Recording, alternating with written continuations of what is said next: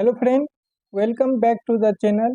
Today we are going to discuss top important previous year questions of civil AEJ exam. This is part 4 of this series. If you didn't watch part 1 to 3, then firstly watch by visiting playlist of the channel or click on the I button. So let's start. Question is, stone masonry is measured in? Correct answer is cubic meter. Stone masonry जो होता है वह cubic metre में major किया जाता है। Next question is, plastic asphalt is? Answer is a mixture of cement and asphalt. Plastic asphalt क्या होता है? सीमेंट और एस्फाल्ट का मिक्सचर होता है। Next question is, Poisson's ratio of steel is? Answer is 0.3। Poisson's ratio of steel जो होता है वह 0.3 होता है। जनरली स्टील के पॉइजन्स रेशियो का जो रेंज होता है वह 0.27 से लेकर 0.3 तक होता है। Next question is,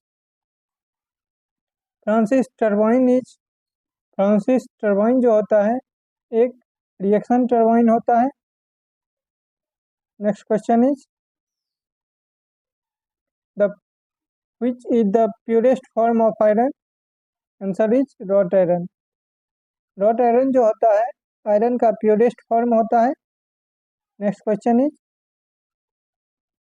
a canal design to irrigate throughout the year is known as? Answer is perennial canal.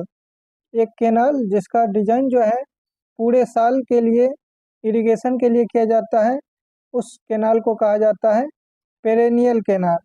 Next question is, the void ratio for saturated soil is equal to dash of water content and specific gravity of soil? Answer is product of water content and specific gravity of soil। void ratio एक saturated soil का क्या होता है? Water content और specific gravity क्या product होता है। Next question is, poise can also be expressed as?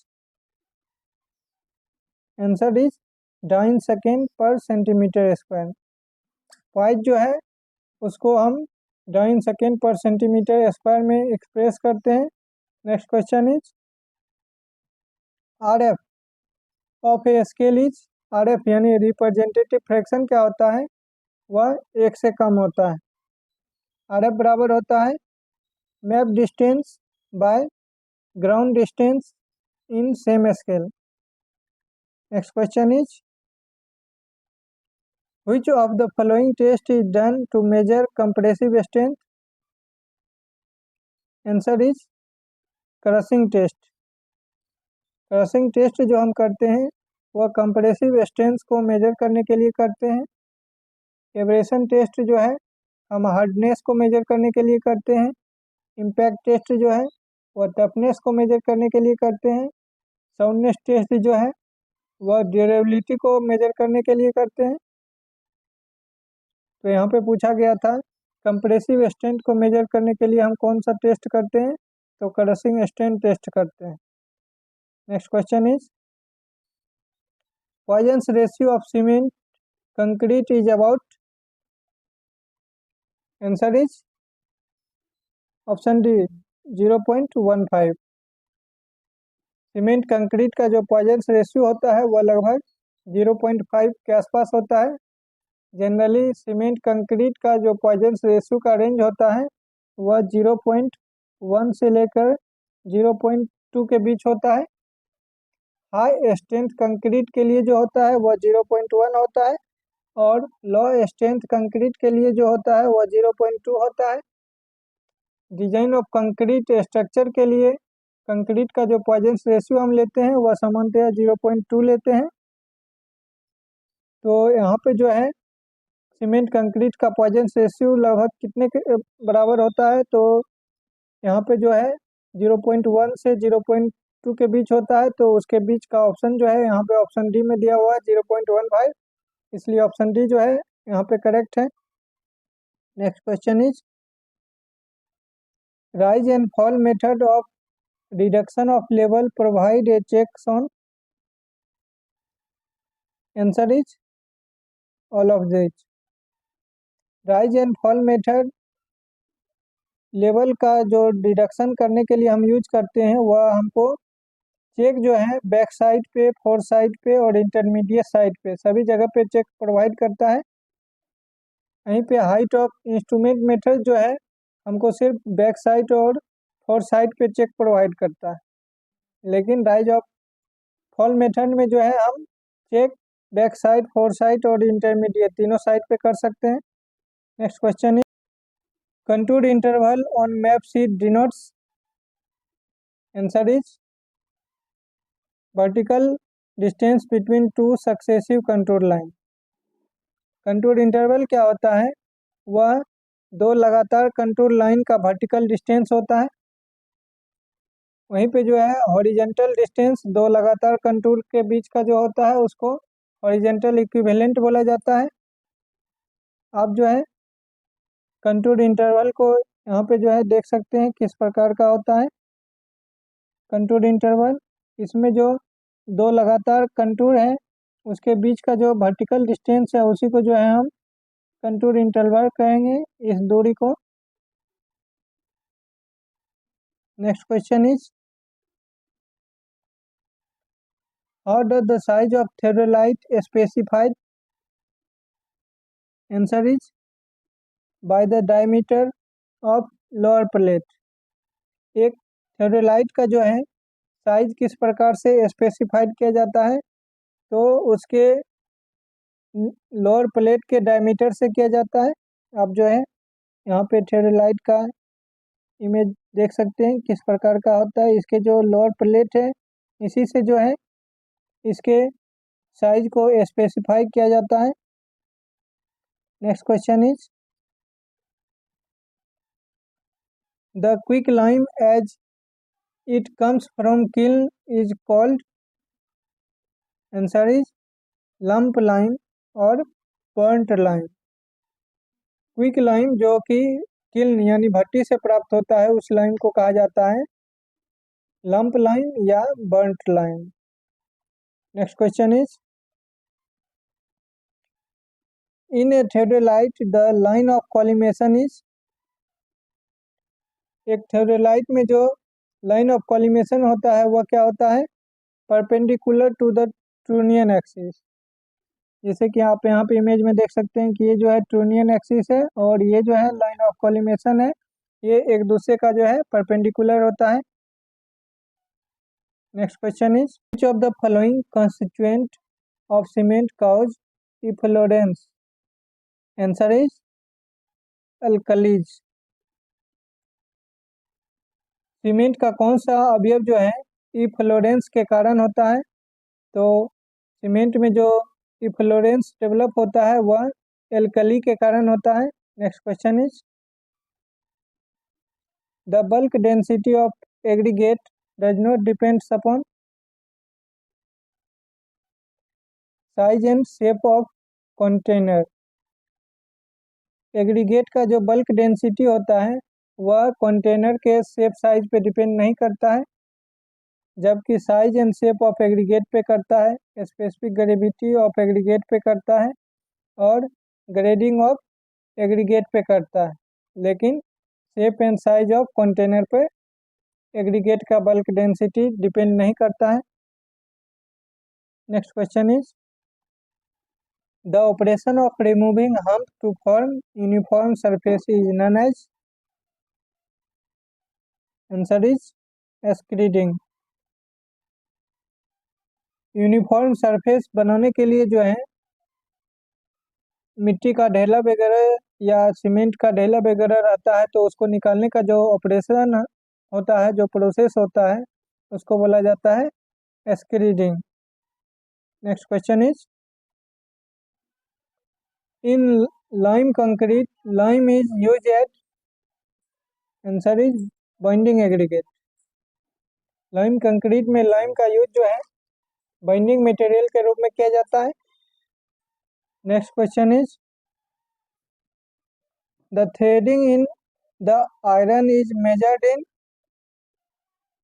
Answer is centimetre. Iron में जो थ्रेडिंग वगैरह होता है उसका मेजरमेंट जो हम करते हैं वह सेंटीमीटर में करते हैं।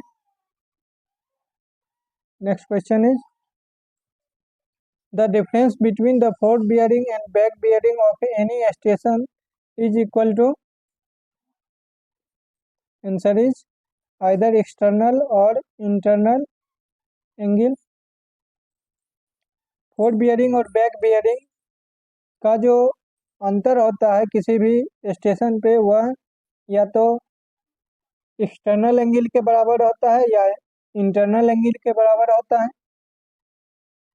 Next question is,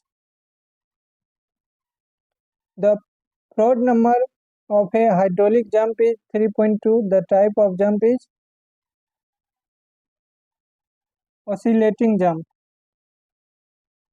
float number जो है हाइड्रोलिक जंप का वह 3.2 है, तो इस प्रकार का जो जंप होगा उसको ऑसिलेटिंग जंप बोला जाता है।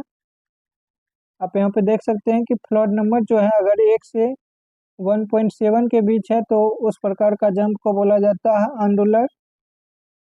अगर 1.7 से 2.5 के बीच है तो उस प्रकार का जंप को बोला जाता है वीक।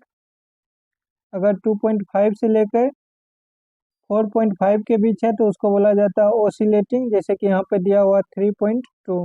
ये जो है 2.5 और 4.5 के बीच है, इसलिए इस प्रकार का जंप को बोला जाएगा ओसिलेटिंग। अगर फ्लोट नंबर 4.5 से लेकर 9 तक होता है तो उसको बोला जाता है एसटीडी, और 9 से ज़्यादा होता है तब उसको बोला जाता है स्ट्रॉन्ग। ये काफ़ी इम्पोर्टेंट है, इसको आप जो है हमेशा ध्यान में रखिएगा। Next question is, distribution of shear intensity over A rectangular section of beam follows, answer is a parabolic curve. Rectangular section of beam के लिए डिस्ट्रीब्यूशन ऑफ shear इंटेंसिटी जो होता है वह एक पैराबोलिक कर्व के रूप में होता है, जैसा कि आप यहाँ पे इमेज में भी देख सकते हैं। Next question is, bulking is, correct answer is option A increase in volume of sand due to moisture which keeps sand particle apart. Bulking क्या होता है कि इसमें जो है मॉइस्चर के कारण सैंड पार्टिकल एक दूसरे से दूर हो जाता है, जिसके कारण जो है सैंड का वॉल्यूम जो है बढ़ जाता है। Next question is, in RCC beam as the percentage area of tensile steel increases, depth of neutral axis increases। RCC beam में क्या होता है कि अगर हम टेंसाइल स्टील का परसेंटेज एरिया बढ़ाते हैं तो न्यूट्रल एक्सिस का डेप्थ जो है वह बढ़ता है। Next question is, additional cover thickness in reinforced cement concrete member totally emerge in sea water is, answer is 40 mm। RCC member जो सी वाटर में पूर्ण रूप से डूबा होता है उसका एडिशनल कवर थिकनेस जो हम लेते हैं वह 40 mm लेते हैं। Next question is, the height of instrument is equal to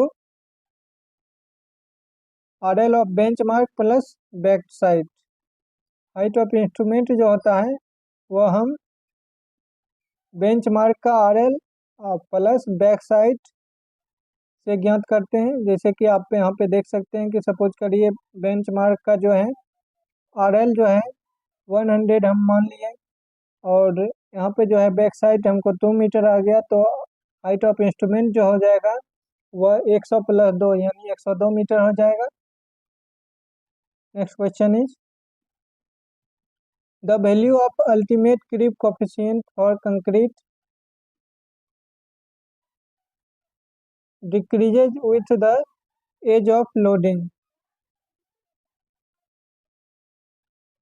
concrete के लिए क्रीप कॉफिशिएंट जो होता है उसका वैल्यू एज ऑफ लोडिंग के साथ जो है घटता है। जैसे कि आप यहाँ पे देख सकते हैं कि एज ऑफ लोडिंग अगर 7 डे पे जो है क्रीप कॉफिशिएंट होता है 2.2, 28 डे पे जो है यह 1.6 हो गया है, और 1 ईयर में जो है अल्टीमेट क्रीप कॉफिशिएंट जो है वह 1.1 हो गया है।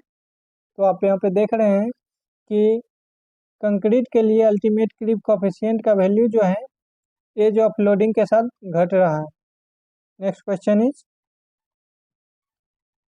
इन limit state of collapse for direct compression the maximum axial compression strength in concrete is, answer is 0.002। Direct compression के लिए लिमिट स्टेट ऑफ कोलैप्स में कंक्रीट में मैक्सिमम एक्सियल कंप्रेशन स्ट्रेंथ जो होता है वह 0.002 होता है।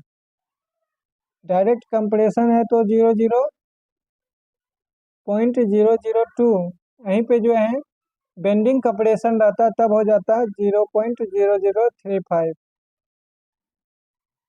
आप जो है यहाँ पे इमेज भी देख सकते हैं। तो फ्रेंड, इस वीडियो में इतना ही। अगर वीडियो आपको पसंद आया हो तो वीडियो को लाइक, शेयर और चैनल को सब्सक्राइब करना ना भूलें। अगर आप किसी भी टॉपिक पे वीडियो चाहते हैं तो कमेंट में ज़रूर लिखिएगा। अगर आपका कोई भी सवाल या सुझाव हो तो वो भी जो है कमेंट में ज़रूर लिखिएगा। Thank you friend, have a nice day.